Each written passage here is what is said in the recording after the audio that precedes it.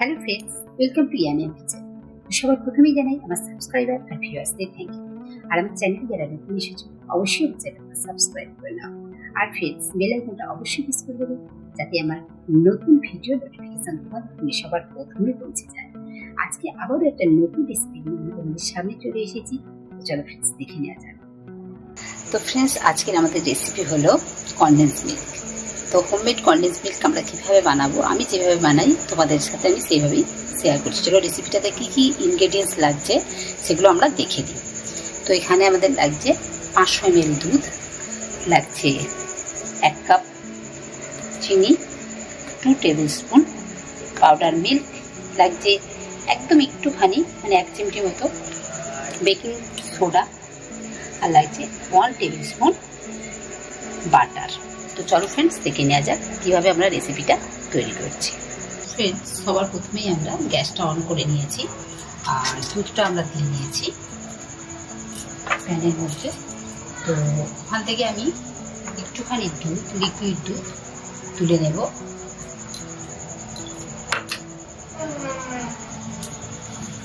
দেখো ফ্রেন্ডস, এখানে একটুখানি আমি লিকুইড দুধ তুলে নিচ্ছি, যে পাউডার মিল্ক ওর মধ্যে দিয়ে নিচ্ছি, নিয়ে এটাকে আমরা গুলে নেব।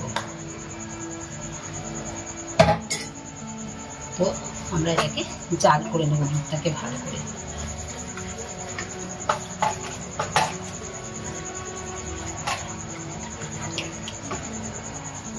তো ফ্রেন্ডস, দুধটার মধ্যে কিন্তু কোনো রকম ভাবে জল দেওয়া যাবে না। এগুলো তোমাদের মানে আমরা যে দুধের প্যাকেটটা নিয়ে আসি পুরো ওইভাবেই দুধটাকে দিয়ে আমাদের করতে হবে, এর মধ্যে কোনোভাবেই জল মেশানো যাবে না। দেখো ফ্রেন্ডস, আমাদের দুধটা ভালোভাবে ফুটে গেছে। তো এখানে আমরা কি করব, এই যে 1 কাপ চিনিটা নিয়েছিলাম আমরা, চিনিটা আমরা দুধের মধ্যে অ্যাড করে দেব।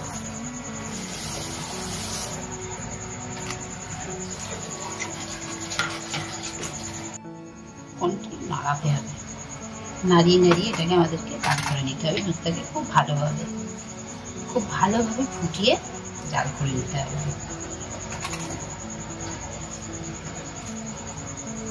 তো দেখো, চিনিটা দেওয়ার পর কালারটা তোমরা নিশ্চয়ই বুঝতে পারছো, জানি না কতটা বুঝতে পারছো ভিডিওতে।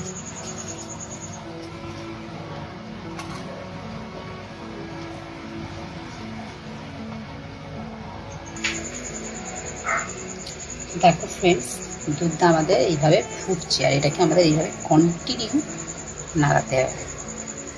তোমরা কালারটা কতটা বুঝতে পারছো আমি জানি না। দেখো, নাড়াতে হবে, কড়ায় লেগে গেলে কিন্তু হবে না। লো টু মিডিয়াম ফ্লেমে আমাদের এটাকে করে নিতে হবে। দেখো ফ্রেন্ডস, এখানে আমরা যে দুধটা গুলে রেখেছিলাম পাউডার মিল্কের সাথে, ওইটা আমরা এবার এখন দিয়ে দেবো দুধের মধ্যে।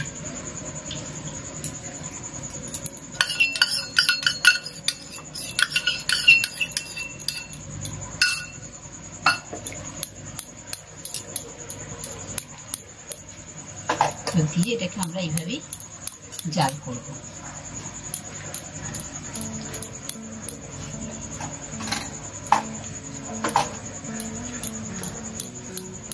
কনডেন্স মিল্কের যেরকম কালারটা আসে না, ওরকম পুরোপুরি এসে গেছে কালারটা।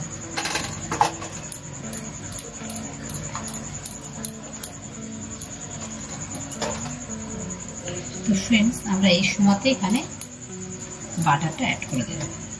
বাটারটা দিয়ে দিচ্ছি।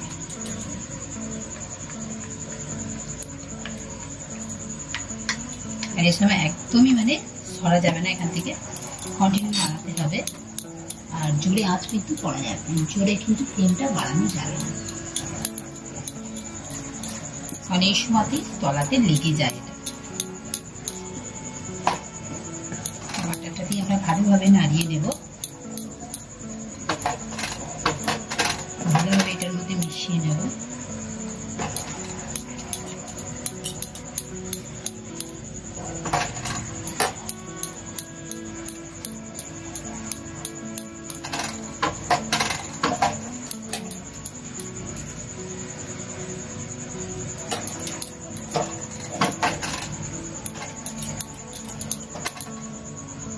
দেখো ফ্রেন্ডস, আমরা বাটারটা দেওয়ার পর একটু নাড়াচাড়া করে জাল করে নিয়েছি আর একটু।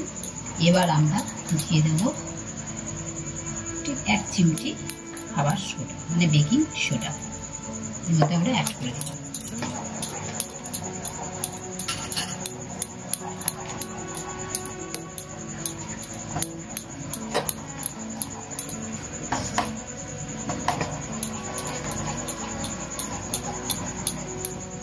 এই সময় খুব মানে সাবধানে করতে হয়, না হলে কিন্তু তলায় লেগে যাবে দুধটা। এই সময়টা আমাদের খুবই সাবধানে জাল করতে হবে, তা না হলে কিন্তু তলাতে লেগে যাওয়ার চান্স থাকে বেশি। কন্টিনিউ নাড়িয়ে যেতে হবে। তো দেখো ফ্রেন্ডস, আমাদের কন্ডেন্স মিল্কটা তৈরি হয়ে গেছে। আর এটাকে আমরা এইভাবে নাড়িয়ে একটু নাড়াতে থাকবো। কন্ডেন্স মিল্কটা আমাদের তৈরি হয়ে গেছে, এটা দেখাচ্ছি।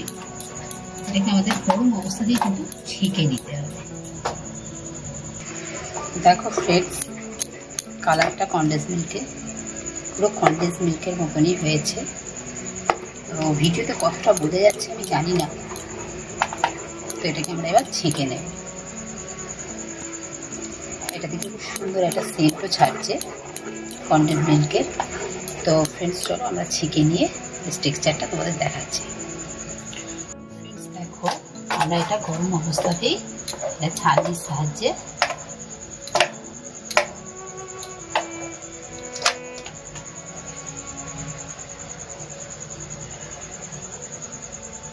ছেঁকে নিতে হবে এটাকে আমাদেরকে।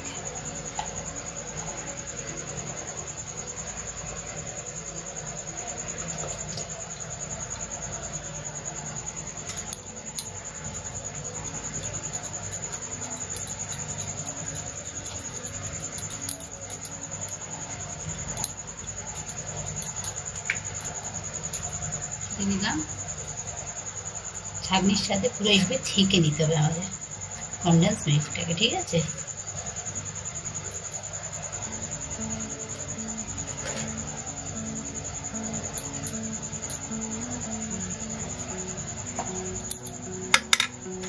দেখো ফ্রেন্ডস, আমাদের কন্ডেন্স মিল্কটা কিরকম হয়েছে। এরকম হয়েছে, কিন্তু এটা ঠান্ডা হয়ে গেলে আর একটু গাঢ় হয়ে যাবে। খুবই সুন্দর হয়, তোমরা একবার ট্রাই করবে বাড়িতে অবশ্যই। তো ফ্রেন্ডস দেখো, আমাদের কন্ডেন্স মিল্কটা কত সুন্দর তৈরি হয়েছে। তো তোমরা অবশ্যই একবার ট্রাই করবে, দেখবে খুবই সুন্দর হয়। এটা দিয়ে তোমরা কেক, তারপরে ডেসিকেটেড কোকোনাট দিয়ে যে নারকেলের নাড়ু হয় সেটাও তোমরা বানাতে পারবে। অনেক কিছুতে কাজে লাগবে কন্ডেন্স মিল্কটা। তো তোমরা এইভাবে একবার করে দেখো, ট্রাই করো। Thank you for watching.